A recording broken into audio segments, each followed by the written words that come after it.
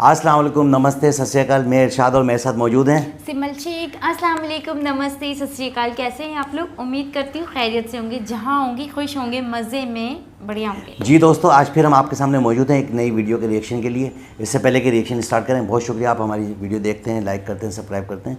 और आज भी बहुत ही ज़बरदस्त एक वीडियो है, बड़ी अच्छी इन्फॉर्मेशन मिलने वाली है आपको। तो चलते हैं पहले वीडियो की जानिब। दोस्तों चलते हैं वीडियो की जानिब। वीडियो का टाइटल सारा हिंदी में और जो है ये मेरे ख्याल में बांग्लादेश का। दोस्तों बांग्लादेश जिसको भारत की वजह से आज़ादी मिली थी, लेकिन भारत और बांग्लादेश के रिश्ते वैसे कभी नहीं रहे जैसे हमारे रिश्ते नेपाल या भूटान से हैं। यहाँ तक कि पिछले कुछ सालों से हमारे रिश्ते उससे और भी ज्यादा खराब ही हुए हैं। बांग्लादेश में मंदिरों को तोड़ा जा रहा था, हिंदुओं को परेशान किया जा रहा था, और ये सब हो रहा था चीन के कारण, क्योंकि चीन अपनी पकड़ बांग्लादेश में मजबूत कर रहा था। लेकिन जब से पीएम मोदी ने बांग्लादेश का दौरा किया था, वहीं दोनों देशों की सेनाओं के बीच बातचीत हुई थी, तभी से वापस दोनों पड़ोसियों के रिश्ते बेहतर होना शुरू हो गए। इसका एक कारण श्रीलंका भी है, क्योंकि इसकी जो हालत हुई है चीन के कर्ज की वजह से, वो बांग्लादेश भी देख रहा है। पाकिस्तान, श्रीलंका और भी अन्य देश जहां जहां चीन ने अपने पैसे लगाए हुए हैं, उस देश का नाश ही हुआ है। वहीं दूसरी तरफ भारत, नेपाल, भूटान, म्यांमार और भी देशों को सपोर्ट कर रहा है। यहाँ तक कि उस श्रीलंका को भी आज मुसीबत के समय भारत मदद कर रहा है, जिसने अपना हम्बनटोटा पोर्ट तक को चीन को दे दिया था, जहाँ से वो भारत के खिलाफ साजिश रच सकता था।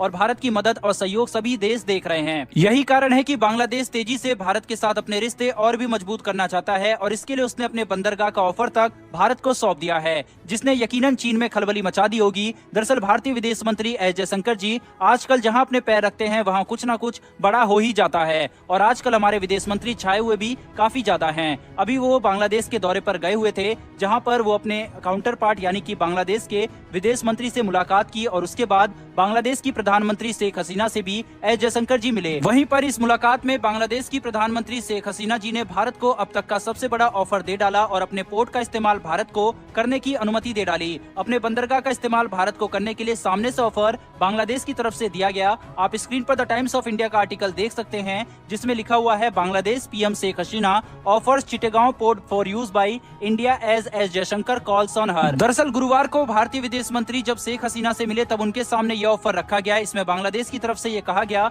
कि असम और त्रिपुरा के लिए यूज भारत इसका कर सकता है। वहीं इससे दोनों देशों के बीच एक बेटर कनेक्टिविटी भी होगी। भारतीय विदेश मंत्री ने शेख हसीना को भारत आने का न्योता प्रधानमंत्री नरेंद्र मोदी की तरफ से भी दिया। इसके तुरंत बाद भारतीय विदेश मंत्री भूटान के लिए रवाना हो गए, और आज उन्होंने मार्च 2020 यानी कि कोविड के बाद से पहली हाई लेवल मीटिंग वहां पर की। दोस्तों देखा जाए तो आपके मन में ये सवाल अब जरूर आ रहा होगा कि आखिर बांग्लादेश की तरफ से भारत को चिटगांव पोर्ट यूज करने का ऑफर क्यों दिया गया। तो देखा जाए तो इसके कई सारे कारण है। पहला, भारत की एशिया में बढ़ती ताकत, जो कि अब चीन के मुकाबले आकर खड़ी हो गई है। दूसरा कारण, जब कोई देश दूसरे देश का बंदरगाह यूज करता है, तो उससे उस देश को रेवेन्यू मिलता है, यानी कि इससे बांग्लादेश को आर्थिक रूप से मदद मिलेगी, और इससे वो भारत के ट्रस्ट भी जीतना चाहता है। लेकिन इसका जो दो मेन कारण है वो ये है कि पहला तो अमेरिकी सैंक्शन जो बांग्लादेश के ऊपर अमेरिका ने लगा रखा है, उससे बचना। दरअसल आज जिस तरह के रिश्ते भारत के अमेरिका से डेवलप हो चुके हैं, उसको देखते हुए बांग्लादेश को लगता है कि इस सैंक्शन को हटवाने में भारत उसकी मदद कर सकता है। अब आखिर बांग्लादेश पर सैंक्शन अमेरिका द्वारा क्यों और कब लगाया गया, तो उसके बारे में मैं बताऊं तो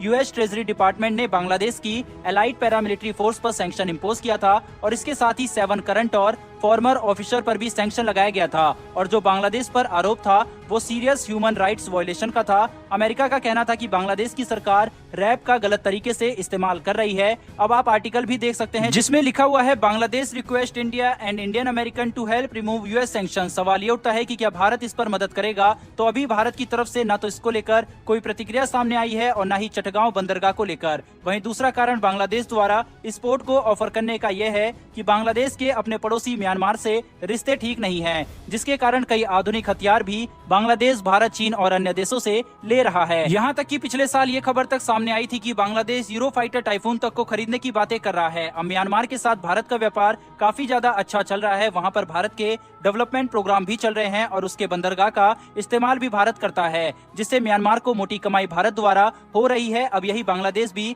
चटगांव के साथ चाहता है। हालांकि जब तक भारत ने म्यांमार के पोर्ट का इस्तेमाल शुरू नहीं किया था, तब तक बांग्लादेश की तरफ से इस तरह का कोई भी ऑफर नहीं दिया गया था। बहरहाल भारत ईद के बाद दोबारा से रेल बस की सुविधा शुरू बांग्लादेश में कर रहा है। एस जयशंकर जी ने साफ कहा बांग्लादेश में जाकर कि भारत के लिए नेबरहुड फर्स्ट पॉलिसी यानी कि हमारे लिए पहले पड़ोसी है। हालांकि भारत के इन्हीं पड़ोसियों ने समय समय पर धोखा भी दिया है। अब रमजान के बाद शेख हसीना भारत दौरे पर आ रही हैं। उम्मीद करते हैं कि इससे हमारे रिश्ते और भी अच्छे होंगे। कमेंट करके बताएं कि क्या भारत को बांग्लादेश के ऑफर को एक्सेप्ट करना चाहिए या नहीं। अगर आपको ये इन्फॉर्मेशन और वीडियो पसंद आई हो तो मेरी एक छोटी सी रिक्वेस्ट है कि चैनल को सब्सक्राइब कर बेल नोटिफिकेशन को ऑन कर ले, जिससे हमारी आने वाली डिफेंस और वर्ल्ड अफेयर्स से जुड़ी ऐसी वीडियो आप तक सबसे पहले पहुंच सके। फिर मिलेंगे ऐसी एक नई वीडियो के साथ। धन्यवाद। जय हिंद।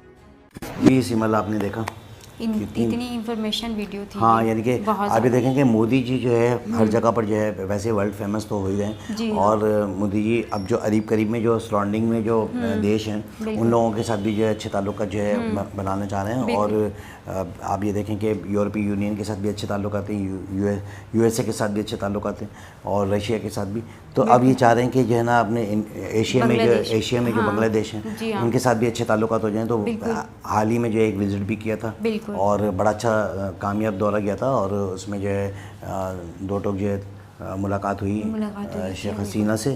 और अब जो है सुनने में ये बातें आ रही हैं कि भाई उन्होंने तो ऑफ़र कर दी कि भाई आप जो है ना हमारा पोर्ट यूज़ कर सकते हैं, पोर्ट यूज़ कर लें कि हम जो है आपको जो है पोर्ट की ऑफ़र करते हैं कि आप हमारा पोर्ट यूज़ करें और जो भी चीज़ें हैं वो तय हो जाएंगी आपस में।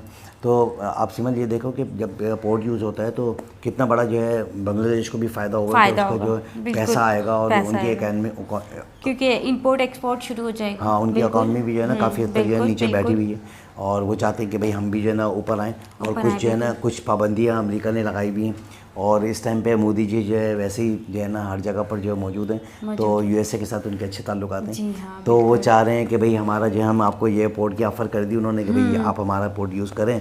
और जो है हम उनके जहन में तो है ना कि भाई मोदी जी हमारे को जो है उस जो सेक्शन लगाई गई है उससे जो बाहर निकाल देंगे, जो पाबंदियाँ हमारे ऊपर से उठ जाएंगी, खत्म हो जाएंगी, हमारे भी मामले जो है ना फिर जो है अच्छे हो जाएंगे।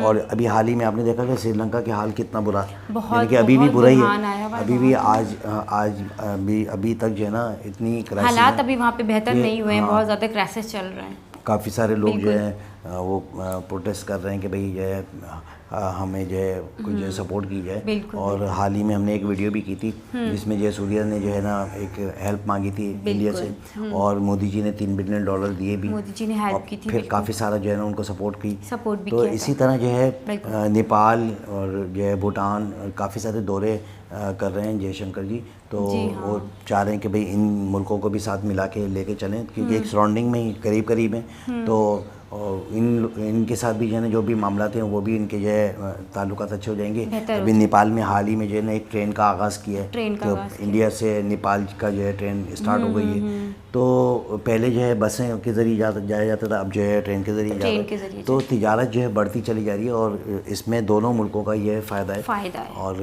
ये तो बहुत अच्छी बात है, खुशैन बात है कि जहाँ पर कुछ बेनिफिट मिले तो वो उसको जो अवेल करना चाहिए, बजाय इसके कि अपनी जो है ना अनापरस्ती में अगर बैठे रहें और फिर कुछ भी नहीं मिले तो फ़ायदा तो नहीं है। आवाम जो है बेचारी जो है परेशान होती है, उनके पास रोज़गार के मौके नहीं होते। तो इस तरह का इक़दाम होने से बांग्लादेश जो है मज़ीद जो है तरक्की करेगा और मजबूती आएगी उसके अंदर।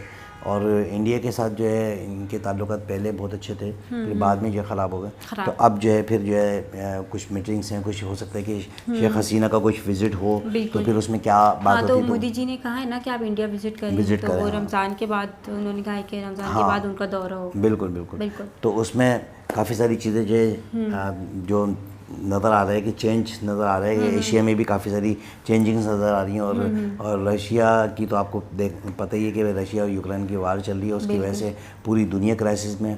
और कुछ ऐसे देश हैं जहाँ पर के खाने पीने की तंगी होने वाली है, उसमें भी मोदी जी ने बड़ा अहम रोल अदा किया कि भाई आप हम चाहते हैं कि हम सबको जो है ना अपना जो भी चीज़ें हैं वो हम प्रोवाइड करें। और उन्होंने एक इजाज़त मांगी, अब तक मेरे ख्याल में हुआ नहीं है उसको डिसाइड कि क्या पता कि WHO से जो है उन्होंने कहा था कि भाई हम जो है हम जो है मना सपोर्ट करें पूरी दुनिया को और अपना फूड जो है जैसे कि गंदम है इनके पास वाफर तादाद में और शुगर है, चीनी है, वो हम जो है एक्सपोर्ट करें सब जगह पर। तो दोस्तों आपने देखा कि कितना बड़ा चेंज आने वाला है और बांग्लादेश के साथ भी ताल्लुकात अच्छे हो रहे हैं इंडिया के, और आगे चल के देखते हैं कि और मज़ीद जो है क्या क्या होने वाला है, क्योंकि ये बात हकीकत है कि जहाँ जहाँ जो है मोदी जी क्राइसिस हैं वो देखेंगे। पाकिस्तान में भी बहुत बड़ा क्राइसिस आया हुआ है इस टाइम पर, और श्रीलंका तो वैसे ही जो है बहुत ज़्यादा क्राइसिस में, तो ये भूटान और इंडोनेशिया और साथ में जो है ना ये नेपाल, ये भी जो है क्राइसिस में। तो देखते हैं कि आगे मज़ीद ये क्या होने वाला है। इसके साथ ही मुझे और सिमल शेख को इजाज़त दें, और चलते चलते फिर हमारे वही अल्फाज अपने और अपने आसपास वाले लोगों का ख्याल रखें। हमारे चैनल को लाइक करें, सब्सक्राइब करें, ताकि आने वाली तमाम तरह वीडियो आप तक पहुँचती रहें, और चैनल को लाइक ज़रूर करें। बिल्कुल। अल्लाह